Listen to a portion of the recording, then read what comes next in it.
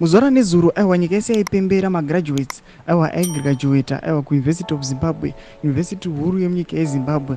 But pane chitiko chinoonekwa kuti yes they are graduating but kuseri kwegraduation kwava nekuchema manje. Vanobva taona kuti kuseri kwegraduation vanhu vari kuungudza. Sanapenda mashoko anobuda nyogwa pana hope chimwe ndoti subscribe like turn on the bell icon. Anyora chiti Zimbabwe's Tyrant Emerson Mnangagwa will be keeping graduating students at the University of Zimbabwe.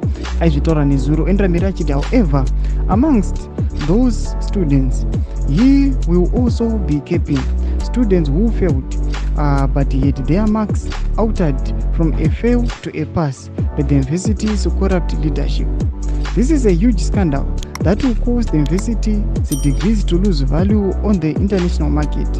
The University of Zimbabwe has, in the past, awarded fake PhDs and has lost its last over the last 2 decades due to these corrupt shenanigans. Mashoko ari kubuda toka panapa nahupo chikona muri kuona anoposta picture yemutungamiri wenyika chikepa but anoti aiwa panapa degree reUniversity of Zimbabwe riri kudzikira pasi noda kuti kune vamwe vakatofailia but unoona kuti marks avo anoautiwa aiwa nemacorrupt lecturers vaya vachichinja chiti aiwa munhu ungangograduata be it kuti maybe abribe akapa mari kana kuti vari kungoitira kuti university yavo ingonzi yapasa but a skeleton work ndozongovaprova wrong.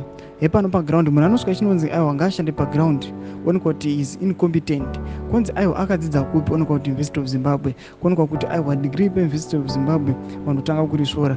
Zvinhu zviriitika munyika yedu yeZimbabwe yatikuona kuti mutapo wenhau upo chikono anouya achiexposa. Aiwa chimutidzai mafungiro enyu kuti kudii pamusoro pemashoko awa. Pinda comment section medu musano subscribe like and turn on the bell.